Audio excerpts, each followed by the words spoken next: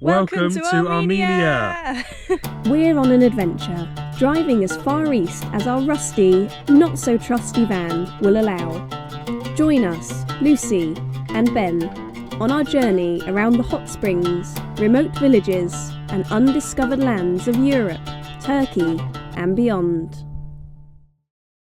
In this episode, we begin our journey around the former Soviet country of Armenia, but are immediately set back by van problems. Once back on the road, we discover a curious remnant of the former Silk Route, but are stopped in our tracks again, this time by a couple of fluffy surprise passengers. Unable to keep them ourselves, and with shelters at full capacity across the country, would we be able to find these puppies a home?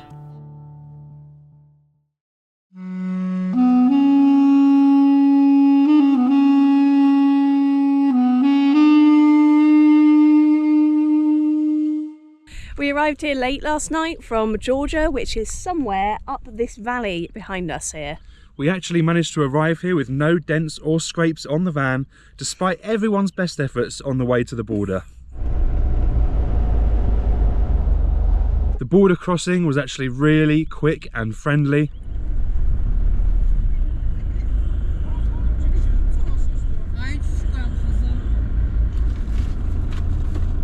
Seatbelt stopped working. It's a pretty bad time for it to stop working, isn't it? Police car right there. So today begins our journey across Armenia, and this is our first time here. So we're going to be showing you guys the country through our eyes. We're going to be discovering its amazing hot springs, some of the more wild places, trying some of the local food, and of course meeting some lovely people along the way. So let's hit the road. Let's go.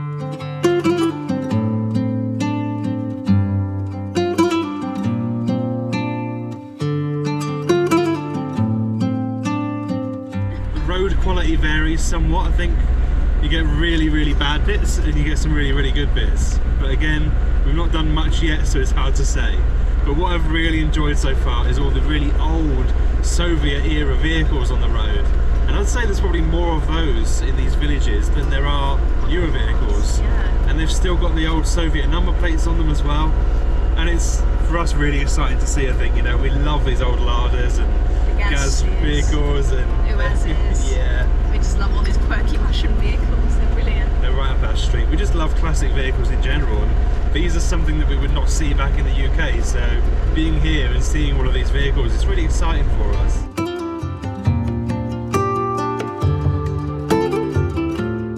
Something we would see back in the UK though is a Leyland Sherpa, which we actually saw in one of the villages here. What is that about? What are the chances? I just had to take a double take last night. So yeah, we're just going to be driving south today. We don't really have any plans as yet. We're going to sort of just work out what we're doing in this country as we go. But I've got a feeling we're going to have a good time here, and opportunities will open themselves up, much the same as they always do.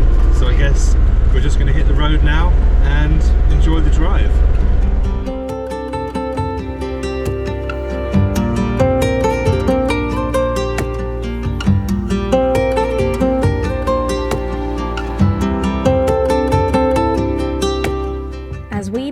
To ascend into the snow-covered hills of central Armenia, we noticed a problem with the engine, and it wasn't long before things started to go quite wrong.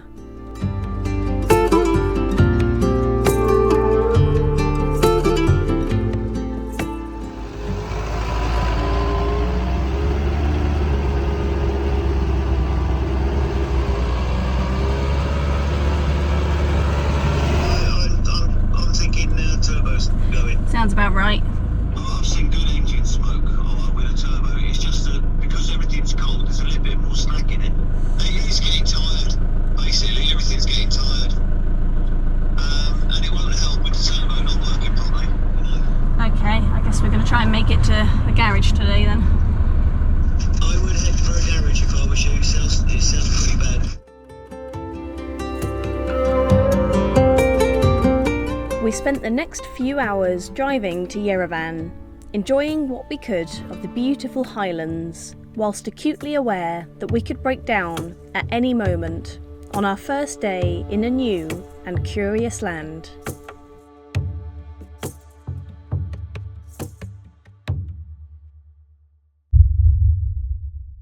So yesterday, on our first full day in Armenia, we broke down. Typical bad luck for us. So we actually stopped for a coffee, and then we tried to start the engine after about an hour, and it just had no power, and it was billowing out white and blue smoke. So we're fairly confident there's oil getting into the fuel system somewhere. We just don't know how or why or where.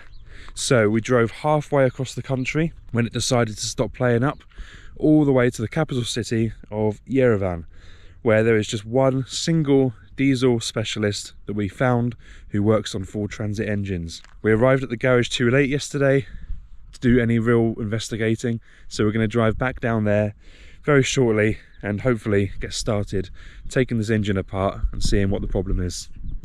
We've got a few ideas, so we're just going to have to go through each thing one by one.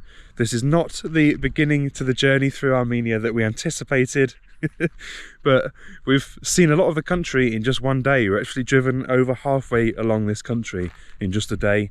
It's a very small country. There is lots to see, but I think now we might be changing our plans and starting from a different corner of the country when this van is finished. But it's not all bad. We actually stayed in a really stunning place last night. You can see behind us here beautiful mountain views, and just over this way is Mount Ararat. This is a 5,000 meter mountain covered in snow, and we have the perfect view of it. And down here you can see a beautiful lake, loads of stunning park up potential down here. It's going to be a beautiful sunny day, so hopefully we can get this finished, get this fixed, get back on with our Armenian adventure. And so we spent our first day in Armenia at a garage, where the mechanics set about stripping down the entire engine to find the problem, spraying things in places,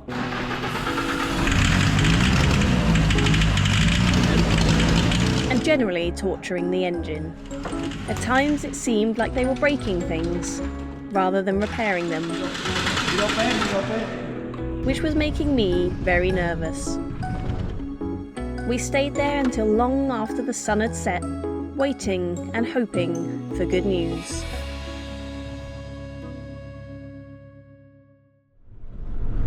Well, it's been a full day at the garage today. I think they've done about 9 hours work. Not solidly, there were plenty of time for cigarette breaks and the occasional kebab break, I think, at lunch. But apart from that, the van, touch wood, seems to be fixed. I'm always cautious about speaking too soon, but it does seem to be working a lot better. It's got the power back. We've got the power, we've got the top end of each gear back, which we've been missing for months. And actually, the problem was not what we thought it was. It was a snapped bolt on the tensioner inside the timing chest, which presumably sent the van out of time. And the mechanic actually said to us when he'd finished, I don't know how you were driving that car. You shouldn't have been driving. But Ben's response was, yeah, many mechanics have said that to us.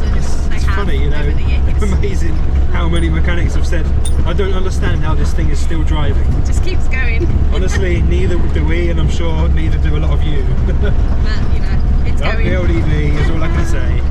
So yeah, it seems to be starting better, seems to have more power. We're absolutely knackered. Just been to a shopping mall in the middle of Yerevan, which is a bit Pizza. hectic. After this incredibly inconvenient false start to our journey around Armenia, we are now ready to hit the road once more, and tomorrow, touch wood again, we are going to be starting our amazing journey around this beautiful, yet to be seen country. I think hitting the road is a very apt description. I don't know if you can hear all the bumps. The roads here are bloody awful. Literally hitting the road. But we're going to be hitting them after a sleep. Good night.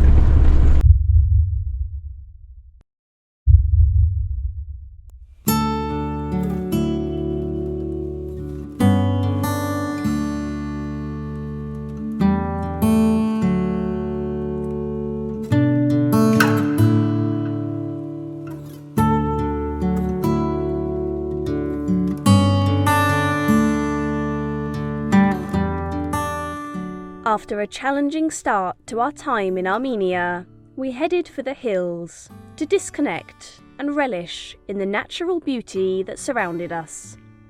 We were treated to a spectacular sunset over the vast desert-like landscape we found ourselves in, and for the first time in a few days, we were once again excited for what was to come. The next morning we set off, refreshed and ready to explore.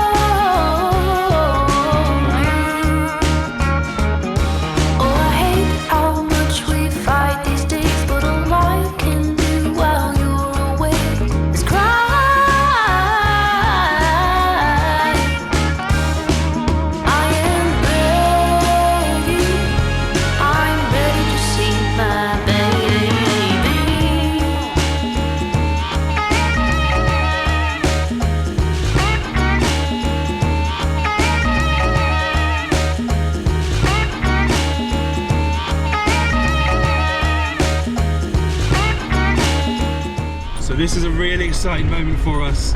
We've just left the main road and we've joined a gravel track, which is otherwise known as the Silk Road. This is part of a huge network of roads that made trade from the east to the west.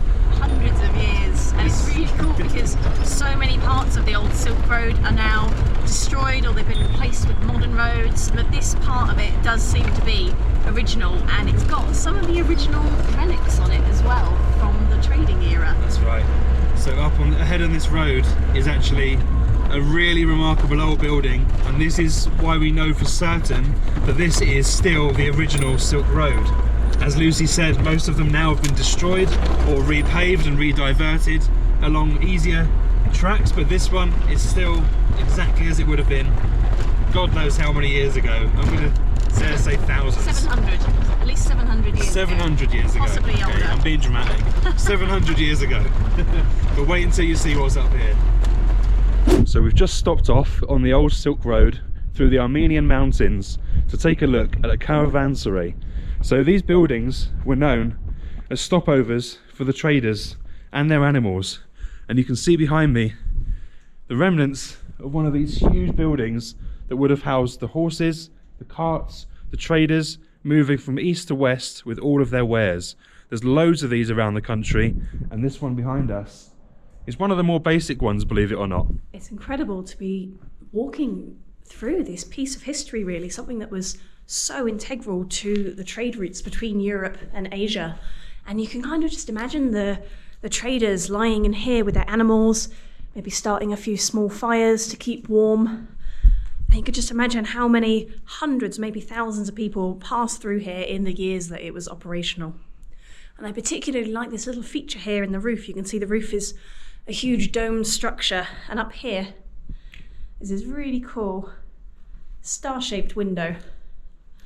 One of the very few details that looks a little bit more ornate and less kind of simply functional, because this is a very basic caravanserai. They start kind of like this, and then they go all the way up to these incredible elaborate buildings that you might see across Iran and Turkey, which have multiple rooms, multiple stables, kitchens, everything you need. So this really just was an essential rest spot for travellers who were presumably quite tired from travelling through these mountains.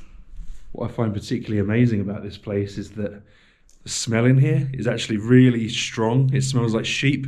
And in the corner, there's a barbecue with some wood piled up next to it. So it's obvious that the shepherds still come here with their flocks, travelling through the mountains, and they still use this place for rest. 700 years after it was built. It's fascinating. Armenia is one of the oldest countries on the Silk Road and in the world. Sitting on the crossroads between Europe and Asia, it was an integral point on the Silk Route, and as such, many rest stops or caravanserais, were built along its roads. This caravanserai in particular is around 700 years old and was placed to accommodate weary travellers crossing the perilous Selim Pass in this remote and inhospitable mountain region.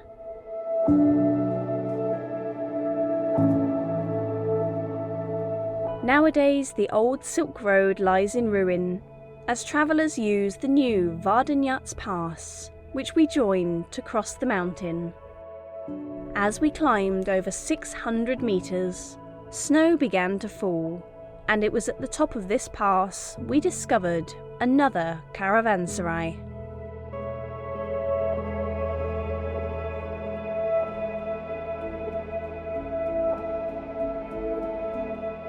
So we've only climbed 600 meters, but my goodness, there is such a massive drop in the temperature, and as you can see all around us, we're now in a blanket of deep snow. And in fact, just to the right of us over there is a big black cloud that looks very ominous. So I think we need to really hurry up here, not spend too long here, and get off this road before it starts snowing really heavily.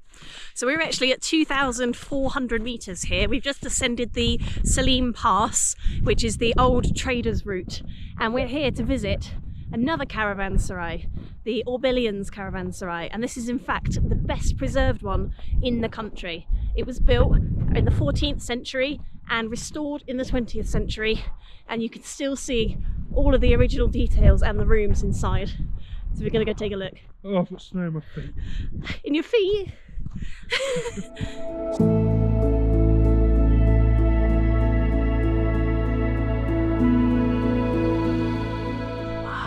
Wow. This place is immediately a lot more ornate than the other place we just visited. Wow. You can see inscriptions in the walls. All of this. Look at the carvings in the skylight. Wow. My goodness. Is this some kind of like foyer, the entrance, maybe, before you get into the main hall? Oh my gosh. Whoa, oh my god, there's snow in there as well. Look at that. That is so nice, snowing through the skylights.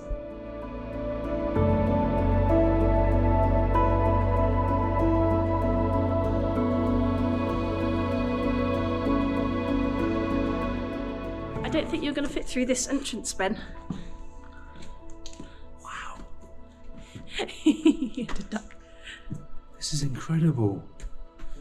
Wow, let's flip this around. It's so quiet.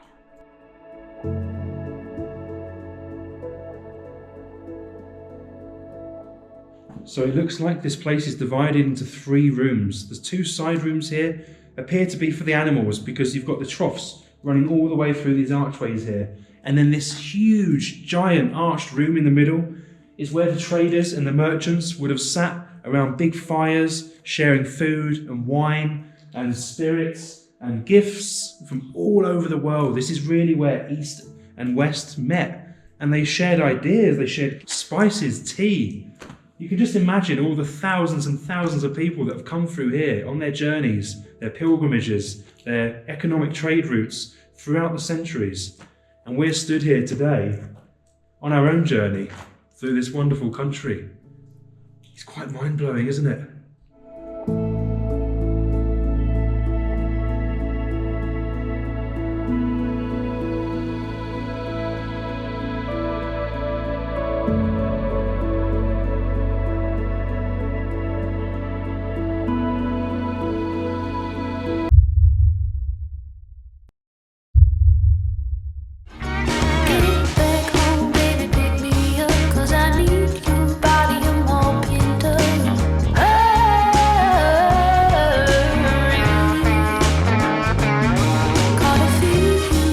After a quick pit stop to change our oil and top up our water, we hit the road once more, heading south towards a town called Jermuk, where we plan to hike to a hidden mountain hot spring. As ever though, things didn't go as planned, and a rather small and fluffy surprise was waiting for us in the most unexpected of places. Babies, hello? Babies. Come here. Oh my god. Hello.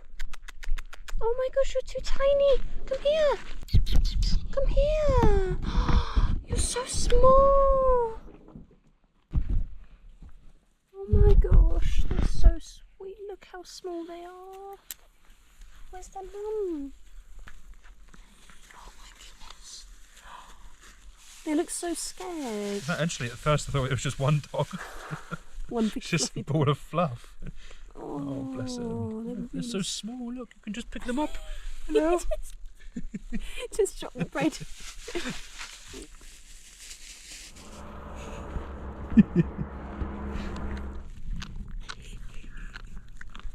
They are the softest things ever. Oh.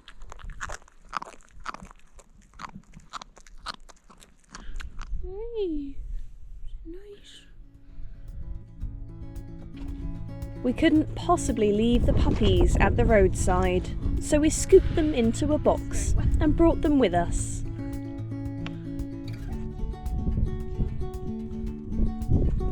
So we're just posting around on Facebook, just seeing if we can find someone to adopt them basically, because they're absolutely gorgeous. They're only about a month old or so. They're too young to be scared of people yet. A lot of the older puppies are just fearful of people, probably because they throw stones at them and awful things. So we're hoping we can find these guys a loving home. They really like sausages.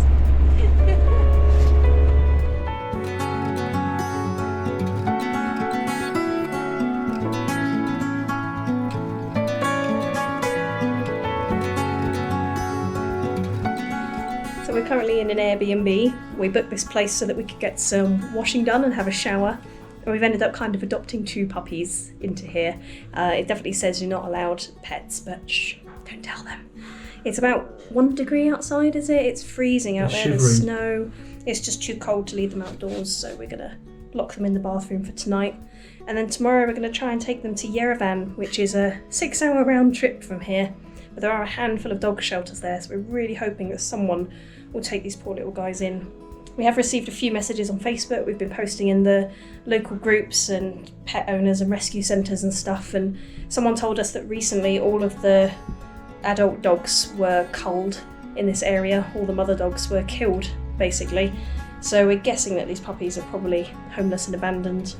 We think they're about 4 weeks old, and we think they've probably been outside for at least a few days because they didn't look very well. They were quite hungry, but a lot of the time the puppies here are like quite scared of people, but these ones are just completely docile and just want cuddles and warmth and a bit of food.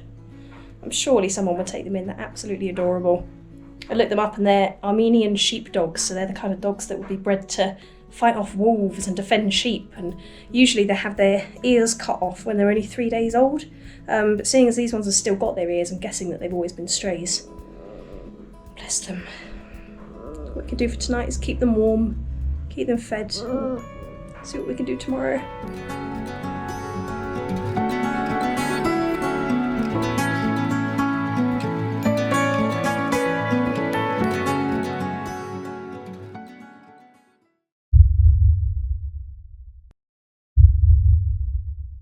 So last night the dogs actually stayed in the bathroom of this Airbnb, and they were really well behaved. Actually, they only did a few poos, although they did manage to walk through it and spread it everywhere, so a little bit of a clean-up operation this morning, but on the whole they were very well behaved. So they're just down here in this box now getting some fresh air because they've been in a dark bathroom all night. Barely made a noise, luckily. So today we're going to be driving back to the capital city, which is about a 6-hour round trip, and we're going to hopefully find someone that can take them in.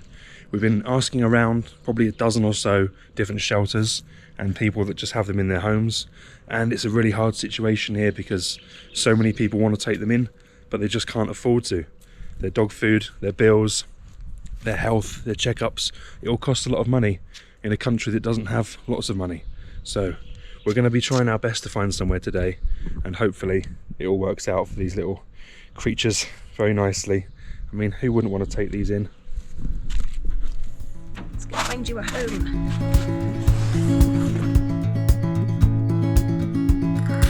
Wish that I could stay Wish for this moment to never go away,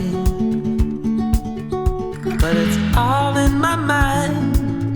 And though I know that there is nothing to find,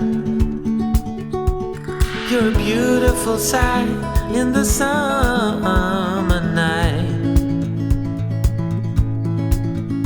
and you can't put up a fight in the misty light.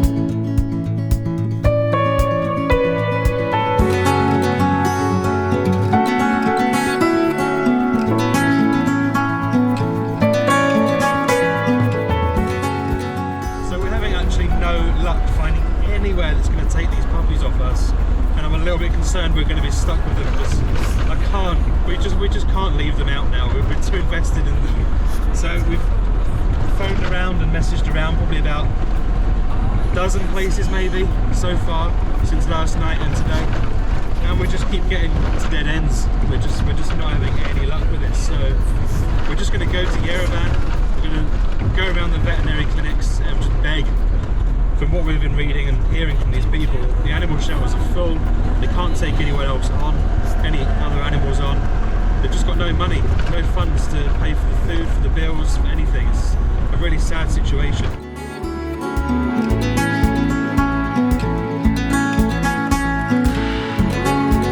It seems to be quite common knowledge on Facebook that so many of the mother dogs poisoned or shot recently, and also in many other cults. Leave the puppies to fend for themselves and die, and it's so cold up in the mountains where we found these ones. It's like -4 at night. They were shivering from just being outside for a few minutes. It's just a really inhumane way of dealing with these animals. You're a beautiful sight in the summer night, and you can't put up a fight in the misty light. I think on our travels we tend to gloss over the more negative aspects of the places we visit because we don't want to show the countries in a bad light. We want to show positivity and spread, joy in our videos, but sometimes it's just impossible to ignore these things that happen. And when we find 2 poor little puppies, we couldn't possibly leave them there. So hopefully this little story has a happy ending today. Fingers crossed for us. And we're just going to see what happens when we get to the city soon.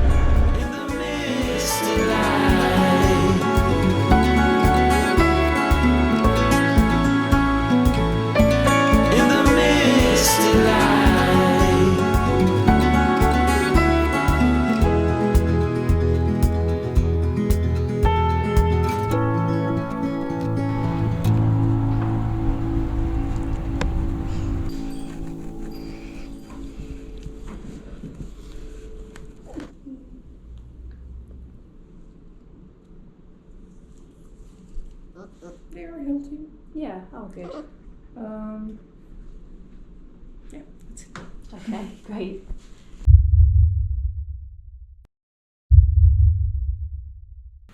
We're here. It's been a long drive today. Bless them, they've been This is so your good. Temporary home. Have a run around, do some wheeze, not in the van. Come on. Out you go. Out you go. There we go. Yeah. Well, some of you might recognise this spot. We're back on the outskirts of Yerevan once more with the beautiful Mount Ararat in the distance. Unfortunately, we weren't able to find anywhere for these dogs to go today. We spent the whole day searching desperately, frantically, all the Facebook groups, all the shelters in the whole country, and no one could take them. So we've managed to get them to the vet. They've been vaccinated. They've got to have another one in a couple of weeks' time, and until that's done, they can't go into any of the shelters apparently, which means that it's going to be very difficult to home them. It's the hardest thing we've ever had to do, actually, I think, on our travels. We've tried so hard not to become attached to these pet puppies today, but they're just so sweet. They've barely made a noise, barely kicked up a fuss on this whole day, and we've been driving around for like 8 hours in the heat, you know. They're just the sweetest little things, and it's really, really heartbreaking because the possibility that we're now going to have to leave them at the roadside again ourselves is just troubling me a lot. And I know it's very easy for people to say, and don't take this the wrong way, I appreciate the suggestion of us taking them ourselves, but it's just not possible, guys. We can't do it because we don't have enough time to spend here on our visas to get them ready to cross borders, international borders. We have at least 10 borders we'd have to cross to get them back to the UK, through the EU and back to the UK through some of the strictest regulations that are available for these animals, and it's just not as easy as taking them in the van and getting them back to the UK with us. I wish it was, because we would, and there's thousands of people in the UK that would happily take these animals. I don't know, we're just in such a... So look, I'm really sorry that today's been a bit of a negative one. We always try and show the positive and try and be happy and cheerful, but it's not realistic. That's not how real life works. Sometimes some really shitty things happen, and sometimes we're upset. And I feel like it's good for us to share the good times and the bad times with you. So we're going to keep these little sweet puppies for tonight. They're so happy to be out the van now, running around freely. They've had some food and some water. We've got them some proper dog food now. So we're going to keep them for another night, and then we're going to try again tomorrow, but I don't know. I'm not sure what we can do at this point. It's pretty troubling.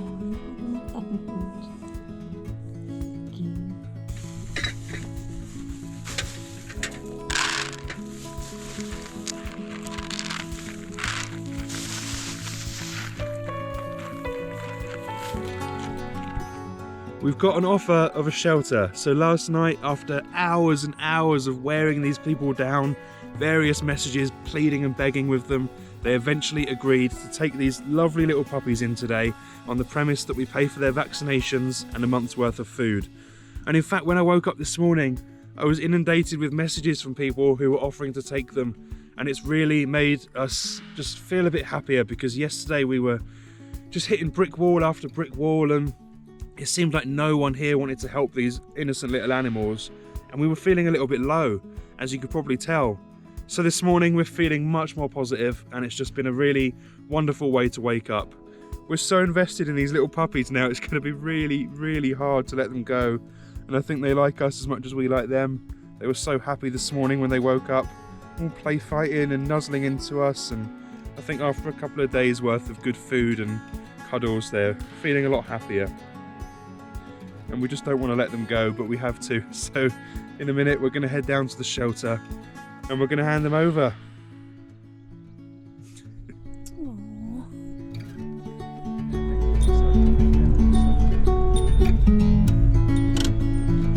Here we are. Come on then, little ones.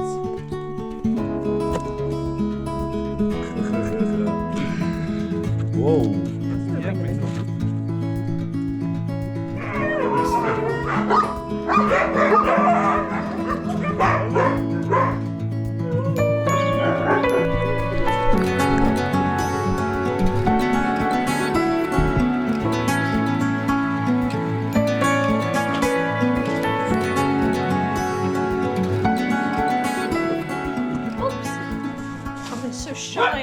Aren't they? The other ones are so excited and playful, and our ones are very cautious and quiet. Look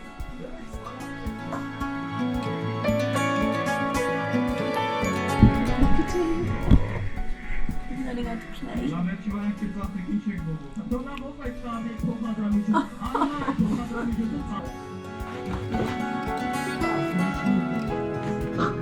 Doctor сказал. Lovely. Oh, he just wants cuddles. Yeah, so cuddly.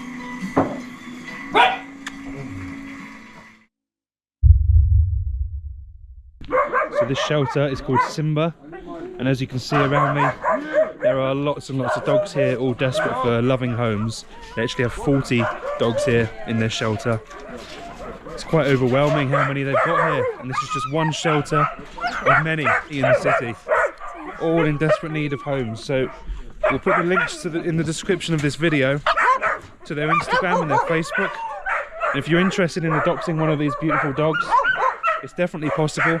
The older ones are all vaccinated, they're pretty much ready to go. And the younger puppies that we bought here, there'll be a few weeks until they can get their microchips, the second vaccines, and then they're also ready for adoption. So if you are interested, or if you want to leave a donation for this place so they can continue to look after these dogs and hopefully take in more, we'll leave the links in the description. Okay, bye puppies. That's it. They're gone. They're gone. How do you feel? Really sad. Yeah, no. We told ourselves we're not going to get emotionally attached to them. I've got my glasses on because I'm probably going to cry in a minute. I feel really sad leaving them, bless them, but I think we've done the right thing. They seem really happy in there playing with all the other puppies, didn't they? Yeah, they were like learning how to play. It's like they didn't know how to be part of a group yet. Yeah. And they were really shy at first. Oh, I'm sorry. don't cry. I'm going to cry as well. Stop it. Oh, I've only known them 2 days. They're so much shyer than the other puppies. They've got a lot to learn. They have. So they're being kept inside the house now for quarantine until they're fully vaccinated. So they're in there with the other puppies that are also quarantining. They're going to get their passports sorted out and then they are ready to adopt. So if anyone like us has fallen in love with these poor little puppies or any of the other dogs in there that are all desperate for love, then please contact them. We'll leave all the details for you in the video.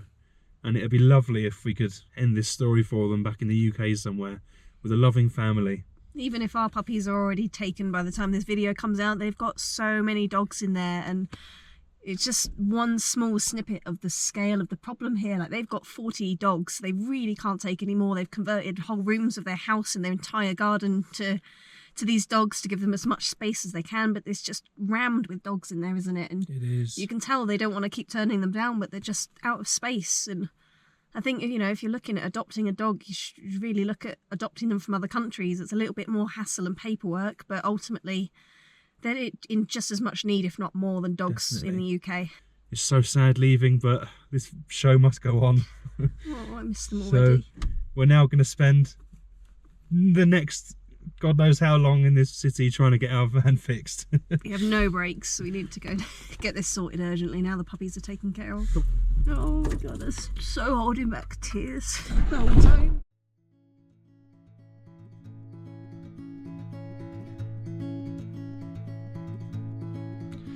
So it's been 2 weeks now since we finished filming with the shelter and the puppies, and unfortunately one of the puppies sadly didn't make it. We did absolutely everything we could, and so did the shelter, to try and give these puppies the best start in life, and unfortunately it just didn't make it. It just wasn't strong enough. It's very sad news, but we do have some good news, and that is that the surviving puppy has found an adoptive home, and in fact in Cornwall, right next to where we live. So this is amazing news for us because it means that we might actually get to watch this puppy grow up. The only challenges we're facing now is actually getting it back to the UK. The vet bills are currently sitting at around £500, which we've paid for so far, and the flights to get him home once he's fully vaccinated are another £500. So it's a big expense for us, and one that we certainly weren't expecting to take on. But so many of you already have been so generous and sent us donations for the shelter, which we took to them in cash, and have since donated more. So we thought that we'd leave the link in the video in the description below for anyone that wants to donate to the shelter, which will massively help them out with food and vaccines for the other dogs. But also if anyone wants to help with the costs of getting this puppy back to the UK to a safe forever home, then it would be absolutely wonderful. So we'll leave those links below for you guys, and massively appreciate all the help so far. Definitely. So with that said, we will see you on the next video. Cheers. Bye. Join us next time on our journey as we embark on an epic mission to visit all of Armenia's free and wild hot springs. We set out on the worst hike we've ever done, through icy rivers and muddy forests, to reach a heart-shaped hot spring in the mountains. We continue along the disputed border region between Armenia and Azerbaijan to reach a rugged canyon hot spring, long abandoned by the Soviets. After a surprise covering of snow and a ride on the world's longest reversible cable car, we finish this leg of our journey in the far south of the country, on the Iranian border. For behind-the-scenes videos and to see the reality of making a TV programme and travelogue series, join us over on Patreon.